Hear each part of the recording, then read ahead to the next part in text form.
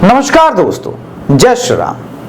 हाथ के स्टाइल से लग सकता है कि मैं ध्रुव राठी को बदनाम करने का प्रयास कर रहा हूं। मैं ऐसा कोई प्रयास ही नहीं करना चाहता, क्योंकि एक झूठ है और एक सत्य है। मैं सच बताना चाहता हूं। पिछले 2-3 साल से, स्पेशली 2017 का जब उत्तर प्रदेश का विधानसभा चुनाव हुआ, तब लोगों ने यह कहना शुरू किया कि भाजपा ईवीएम हैक कर रही है। इसमें कई तर्क वितर्क लोगों के हो सकते हैं, किंतु इस बार 2024 के चुनाव के बाद इसको नई हवा दी एलन मस्क ने, जब कहा कि ईवीएम पॉसिबली हैक किया जा सकता है। लेकिन वो यूएस चुनाव के संदर्भ में था। यूएस में इंटरनेट कनेक्शन वगैरह का उपयोग हो सकता है, होता होगा। किंतु रवीश कुमार या अभी 2 दिन पहले ईवीएम को लेकर के एक फेक न्यूज फैलाने वाले मिड डे नामक अखबार ने, यह भी अपने आप में त्रासदी है। अखबार का नाम मिड डे है और आता सुबह सुबह है, और सुबह सुबह झूठ बोलना शुरू करता है। मिड डे ने दावा किया कि एक ओटीपी से अनलॉक किया गया ईवीएम मोबाइल के थ्रू।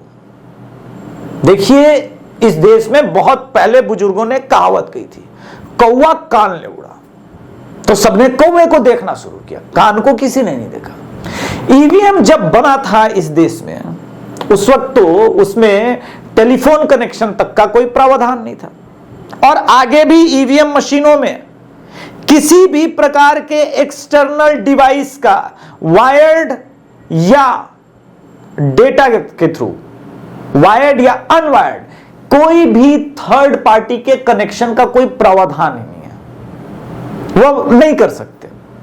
न तो ब्लूटूथ से कोई डिवाइस कनेक्ट हो सकता है, ना इंफ्रारेड से, ना इंफ्रारेड से। समझ रहे हैं ध्रुव राठी? इसलिए जो चुनाव आयोग पे प्रश्न लगा रहे हो, तुमको मैं बता दूं कि तुमने चुनाव की पद्धति को न तो देखा है, न समझा है, न जाना है ईवीएम के थ्रू। क्योंकि अगर तुम चुनाव के पद्धति को जानते, तब शायद ये झूठ नहीं बोलते। That is why education is important. लेकिन लगता है कि आपका एजुकेशन किसी मदरसे में हुआ है, वहीं ईवीएम के बारे में आपको नहीं बताया गया होगा। हालांकि इसमें प्रशांत भूषण का तो समझ में आता है। सुप्रीम कोर्ट के वकील को ऐसे ही मुद्दे चाहिए ताकि वो कोर्ट में जाए, अपना धंधा चलाए। लेकिन रवीश कुमार जैसे पत्रकार, जिनको मैग्सेसे अवार्ड मिला है, वो भी ट्विटर पर चुनाव आयोग पे संदेह खड़ा शुरू करे, क्योंकि एलन मस्क ने कहा। तो मैं आपको बताता हूं ईवीएम के प्रोसेस। सबसे पहले ईवीएम का कंट्रोल यूनिट वीवीपैट से तो जुड़ा होता है, इसके अलावा वोटिंग मशीन से जो जुड़ा होता है, इसके अलावा कोई कनेक्शन नहीं होता, और ना कोई कनेक्शन की संभावना है। तो ईवीएम हैकिंग को लेकर के जो मोबाइल ओटीपी वाला है, वो पूरी तरह से झूठ था। लेकिन इस झूठ को अलग अलग पत्रकार, मीडिया के लोग फैला रहे थे, तब तक तो ठीक था।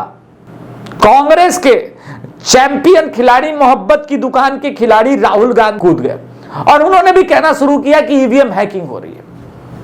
हालांकि इसी ईवीएम के थ्रू 2004 में अटल बिहारी वाजपेयी की सरकार गई थी, और 2004 से 2009 और 2009 से 2014 तक ही इसी ईवीएम ने अभी इनको कर्नाटका में सरकार बना के दिया, और इसी ईवीएम ने इनको हैदराबाद, तेलंगाना, हर जगह जीत दिलाई। लेकिन कोई बात नहीं, ईवीएम हैक होता है, 1 सेकंड के लिए मान लेते हैं। तो क्या भाजपा आईटी सेल, बीजेपी इतनी आगे है आपसे टेक्नोलॉजी और इंफॉर्मेशन के मामले में कि वो ईवीएम हैक कर पा रही है, और आपके हैकर, हालांकि आपका कनेक्शन पाकिस्तानियों से भी बहुत अच्छा है, और आपके हैकर कुछ नहीं कर पा रहे। जब चुनाव आयोग ने बड़े बड़े दिग्गज पार्टी के लोगों को बुला के बोला था हैक करो, हालांकि अभी चुनाव आयोग ने एलन मस्क को भी चेतावनी देते हुए बोला कि आओ अपनी पूरी टीम के साथ, आईटी टीम के साथ, और आकर के हैक करके दिखाओ।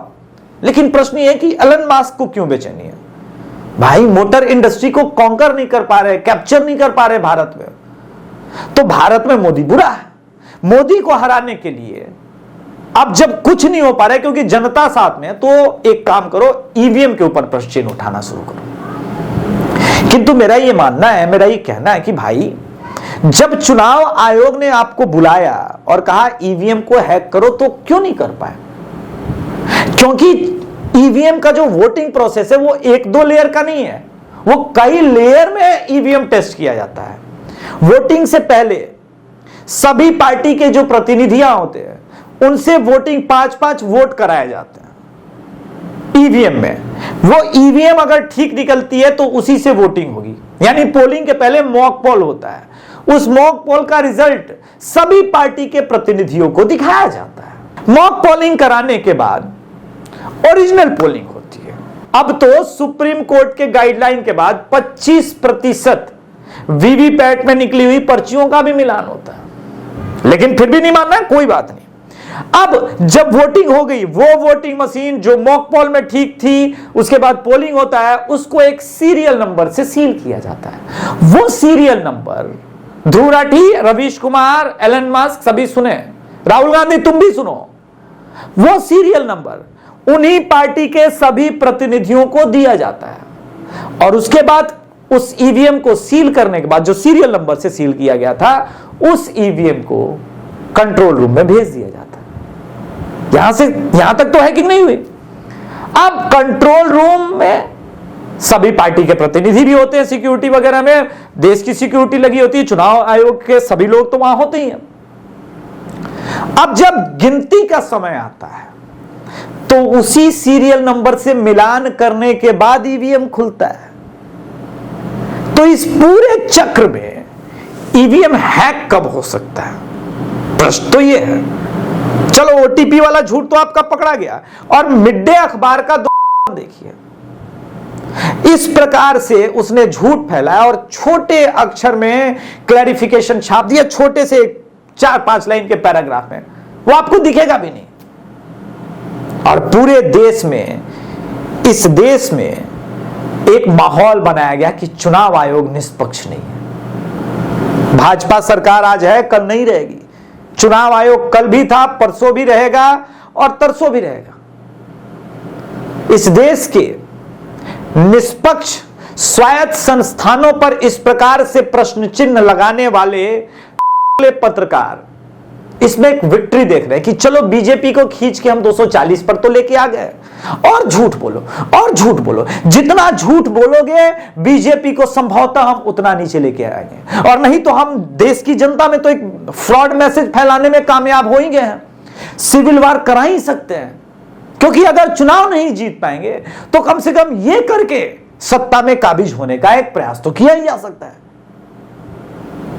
आश्चर्य है इस देश के मीडिया संस्थान और मीडिया जगत से जुड़े हुए लोग, जिन्होंने सालों साल ईवीएम से चुनाव कैसे होते हैं उसको कवर किया है, वो झूठ बोल रहे हैं। मुझे लगता है इन सभी लोगों पे यूएपीए कानून के तहत कार्रवाई होनी चाहिए, देशद्रोह के इल्जाम में जेल भेजा जाना चाहिए, और राहुल गांधी जैसे आदमी को जो मास लेवल पे इस झूठ को एक स्टैंड करते हैं, इनकी सदस्यता समाप्त की जानी चाहिए और इनको हमेशा हमेशा के लिए चुनाव लड़ने से, इलेक्शन लड़ने से वर्जित कर देना चाहिए।